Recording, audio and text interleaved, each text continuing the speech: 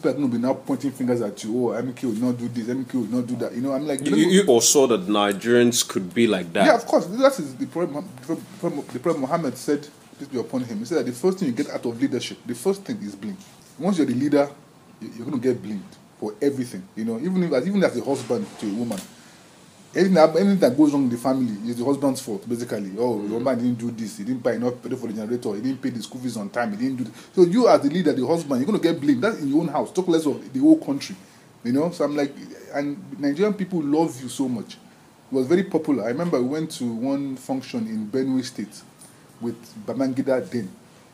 I remember when they mentioned MKO's name, the whole crowd, MKO, you know, and when they mentioned IBB's name, the president of IBB, and people were just like, boo. I remember they were not as enthusiastic, let's say, as they were when they mentioned MKO.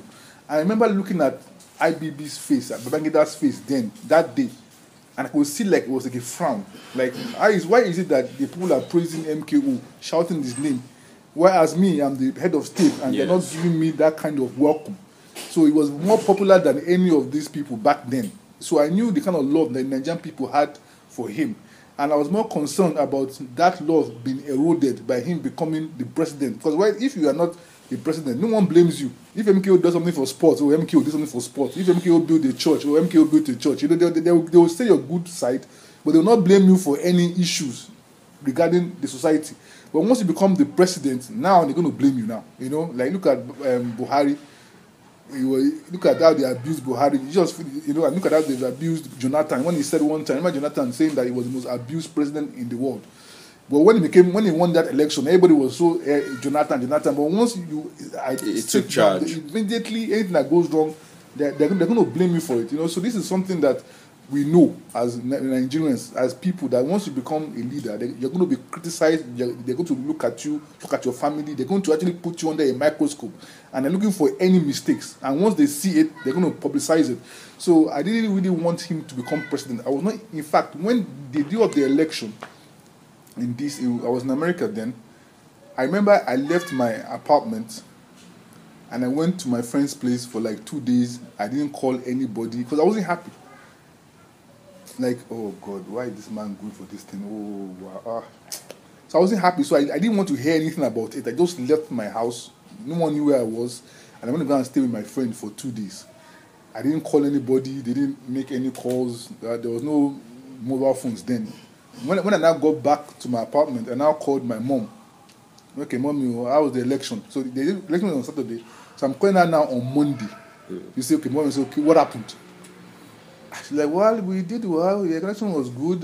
Your father won the election, but when I heard "but," I said, oh, what is it now? You know, like, okay, daddy won the election. Okay, alhamdulillah.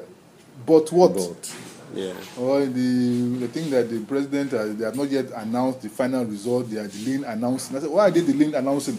So that was when I knew that there was a problem, you know. And then obviously they now finally annulled it. And the election. Yeah, and that brings me to the question of, up till date, everyone is still wondering why exactly was this election annulled. Exactly.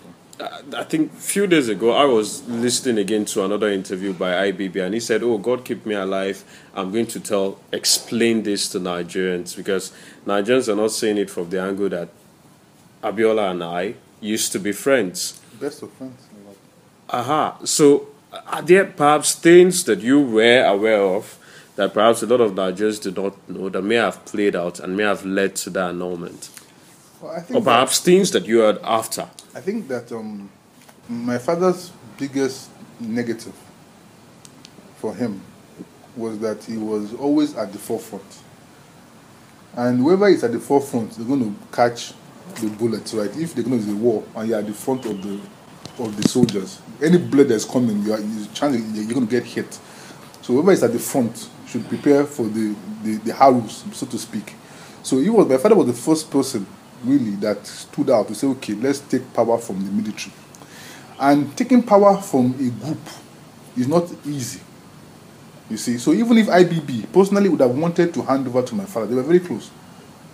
So he would have personally, I believe that he would have personally wanted to hand over to MKO. He would have wanted to. So you completely absolve not that IBB. Absolve him, because at the end of the day, as the leader, you are the president or the head of state. Whatever happens is your fault. Perhaps his life was involved. Yeah, I'm saying that. I'm thinking that what happened is that other people in the government did not want to hand over to MKO, not IBB. IBB wanted to hand over, but you are just the president. You are the head of state, military, but there are other military men who are also influential in the government, and you cannot just basically just decide on your own. So those other people, like maybe Abacha, other people, they were not interested in handing over power at that time. And I think that Abacha, I think he was the chief of army staff, so he probably had control of the actual soldiers. So you like if you're the head of state in the military government, you might not be in charge of the soldiers. There's somebody else who is in charge of the army, somebody else in charge of the air force, somebody in charge of the navy, chief of air staff, chief of naval staff, chief of army staff. So I think Abacha was chief of army staff. So he was actually in control of the troops. So if the chief of army staff is telling that, look, man, I don't know about this thing you're doing, because and if he had gone ahead to force a handover, I think he said it one time that if he had not annulled it, that they would have killed him and my dad, and there would have been something like it would have been a palace coup. Yeah, they would have taken him out probably, and then come for MKO eventually. So he knowing what he was facing, we cannot know what he was facing.